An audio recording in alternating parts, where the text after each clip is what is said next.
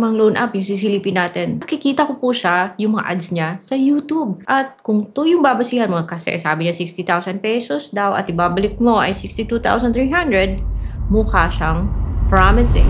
And hindi ko kayo mabiblame if bigla nyo lang i-download yung loan app na to. But the good news is, sinubukan ko yung loan app. So you don't have to, guys. So panoorin nyo muna yung video na to. Huwag kayong magmadali na humiram dito kay Money Madali. Kasi ang dami nyo yung dapat malaman. So, keep watching.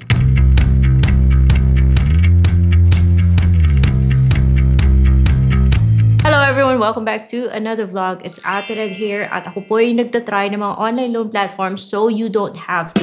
At isa namang online loan platform yung sisilipin natin kasi guys, huwag kayong kaagad maniwala sa mga sinasabi niya, especially yung mga ads na lumalabas sa YouTube. Mas importante na tayo may heads up. Panoorin niyo lang yung video na to. So ito po yung mga topics natin kaya kung hindi pa kayo subscribe kayo dito sa channel ko because ako na muna yung nagtatry para hindi kayo kaagad madadali guys. And my videos are not sponsored. It is based on my personal experience. At meron lang akong isisingit mga guys. Saglit lang. Promise. Saglit lang. Shopee, meron akong SPay Later tsaka S-Loan kaya palagi ako nasa Shopee. So may bago akong favorite store. Lakas makabagets guys. Ito po yung shirt ko. I got it from Just G. Ayan. Napaka-comfy. Pwede pang lounge. Pwede pang forma. So, wala lang. So, if you like the shirt, Budol is real, guys. Damay-damay this. Click nyo na lang yung product tag na nasa video na to. Kung ang pag-uusapan natin si Madali, Money Madali. Wag nyo munang i-download si Money Madali na yung under sa best friend lending. Kasi pag chinek nyo sa list of recorded online lending platforms, wala siya doon. At yung OTP niya ay manggagaling kay Happy Pera. Ano ba yan? Na ito rin yung nagpadala ng OTP nung tinry ko si Money Pera. Anyways guys, so ayun, sinubukan ko siya para sa inyo. At yung pag nasa loan app na kayo, you're not gonna see just one loan app. Kapag hindi ka ma-approve dito kay Money Madali, isasuggest niya yung isang loan app na to. Anyway, so ang dami pong galit sa loan app na to. Ang daming nagbigay ng stars. Pero kung sisilipin mo yung talagang mga nagbigay ng seryoso talaga nagbigay ng comments, maraming hindi natutuwa guys kasi parang nangunguha lang to na information kasi ang dami pong nare-reject. Syempre, depende rin yan sa credit history but for this loan app, hello. So hindi ako na-approve kay Money Madali. Hindi rin ako na-approve sa kaysa. Bakit dalawang OLA yung nasa loob ng OLA na to? At bakit yung loan app na to ay nag-ooperate kung si best friend ay hindi mo naman mahanap sa list of recorded online lending platforms? May halaga guys na kilala natin kung sino yung inuutangan natin para in case meron po reklamo, alam natin kung sino yung irereklamo natin. Anyways, kung gusto nyo pa rin yung step-by-step process sa pag-apply, kasi ito naman yung goal natin dito, mabigyan kayo ng heads up kung okay ba yung loan app na to or iwasan na lang. So panoorin nyo na lang yung video na to and you be the judge at the end of this video. Download ko siya from Google Play Store. Buti na lang wala po siya sa iOS. Sabihin niyo 40,000 pesos daw yung maximum credit limit, 180 days and 0.5% per day yung interest, but huwag kayong kaagad maniwala dyan. So kung babasihan mo yung mga screenshots, mukha siyang promising, ano, and ang lakas pa ng loob yung maglagay ng registration number na to. But if you cross-check dun sa list of recorded online lending platforms, ay wala ang result. Question is, tutuloy pa ba kayo sa loan app na to? Eh, mag-a-apply kayo, syempre mag-a-agree kayo dun sa kanyang privacy policy. And then, mag-a-allow kayo ng notifications, magbibigay kayo ng phone number, get code, galing sa kay Happy Pera. Phone number pa lang, sabi 65,000 pesos na naman. 121 days, hindi na 180. So, complete the authentication in just 3 minutes and ano ba yan? Got 60,000. And so, ikiklik mo yung apply na kung gusto mong patuloy at dapat bibigyan mo siya ng access sa mga ganito. Ito po yung mga kailangan niyang sisilipin sa cellphone nyo. Payag ba kayo nun? Kung payag kayo, click nyo agree. Ito po yung mga IDs na tinatanggap niya. Driving license, PRC, SSS, passport, postal ID, UMID. Meron pang other options but would that really make a difference? TIN, voter ID, national ID, pag-ibig, tsaka health card. Pipicturean mo yung ID mo, susundin mo lang yung instructions sa baba. That is, kung gusto mo talaga magpatuloy, sa ID pwede mo i-upload kung ano nang meron sa phone mo or pwede ka rin mag-picture on the fly. Nakaka-capture niya po yung info na nasa ID nyo. So, i-double check nyo na lang kung tama ba yung na-capture niya. Tama na dun yung ID number, yung date of birth, and then just click confirm and submit kung gusto nyo pa rin magpatuloy. Ang dami niyang hinihingi mga information, guys. In the end, reject naman pala. At hindi mo malalaman kung kailan ka pwede mag-apply ulit. It will just let you know kung pwede ka mag-apply ulit kasi wala siyang countdown.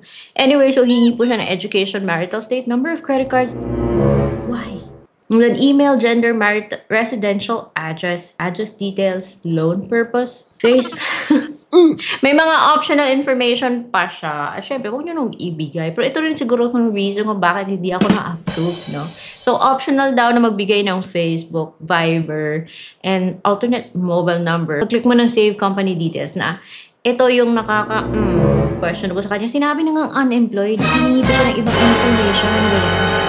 So, ba't naman ganon, ano? I had to fill that out para makapagpatuloy ako. And then I click save, and then 5 contacts pa yung hihingi niya. And take note, we will protect your personal information from disclosure. Huh? So, magbibigay kayo ng 5 contact information, and then pipili kayo ng disbursement account, pwedeng e-wallet, pwedeng bank. And for loan apps na medyo questionable para sa akin, I just give my e-wallet. Tad-tad na yung Gcash ko, guys, eh. Yun, lumabas yung offer niya. Pero, hindi naman pala kawalan na na-reject ako sa loan app na to. Kasi yun nga, sabi niya 5,000 yung offer niya sa akin. Okay, may pa 2 periods, may pa 3 periods, pero it's a joke. Kasi yung first period, babayaran mo siya agad sa loob ng 7 days at yung second period niya parang wala lang, bonus lang. Never mind, yung ganun. Tapos yung isa, kung mag-3 periods ka naman, ganun din. Parang joke pa rin kasi ayun mga guys, 6, parang as in, hindi ka panipaniwala yung kanyang mga binibigay mga loan periods. And hindi rin siya buong matatanggap kasi kakaltas po siya. Yun yung ibig sabihin ng upfront. Upfront service fee, meaning kakaltas niya. Okay, upfront service fee is 1,250. Yun yung sa 2 periods. Kung mag-aano ka naman, kung mag-3 periods ka naman, i-split niya into 2 pero every 7 days. 7 days apart. So, lalabas na 2 weeks. Dapat bayaran mo yung loan mo. Mahal. Mahal siya guys for a loan app na kakaltas na pagka mahal-mahal na service fee. Sa 3 periods, 1,000. Pero, may interest namang kasama yung 5,000. So, i-go mo pa rin ba? Ano bang klaseng loan app to? So, ayoko sa mga ganitong mga klaseng loan app na parang niloloko tayo. Ako, ayoko. Ayoko ka. Kakalsas po siya, hindi po siya buong matatanggap. Under review, matagal po yung review, but I guess kung matagal yung review, alam nyo na, reject na. Feeling ko lang.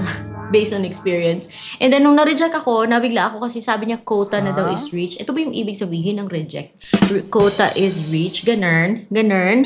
There's only 1 step left for your loan application. Before the loan application is success. Ano ba yan? Lumabas tong si Money Pera, Bilis Pera. At yung offer is 2,200. 2 periods, 3 periods din, pero ganun pa rin. So, hindi po kawalan. Like, really kawalan na hindi ako na-approve sa loan app na to. The bad news is, nagbigay po ako ng information. And heads up po sa mga ayaw pa rin maniwala dito sa akin. Guys, nag-request akong i-delete yung account. And sabi niya, na-delete daw. Kinick out niya ako, binalik niya ako dun sa login information. So, I thought, na-deleted. So, just today, try ako mag-login para masilip. And then, yung record ko eh. Bago kayo guys mapadpad sa mga ganitong klaseng loan apps, I suggest you check the list of loan platforms that are on this playlist. Legit loan apps by Ate Red. Kasi ano po yung mga loan apps na so far okay yung naging experience ko, kaya nilagay ko sila sa isang playlist sa YouTube. Legit loan apps. Meron kayong mga online loan platforms, so gusto nyo pasilip, let me know. Put it in the comment section below. And thank you so much for watching. I'll see you on my next vlog.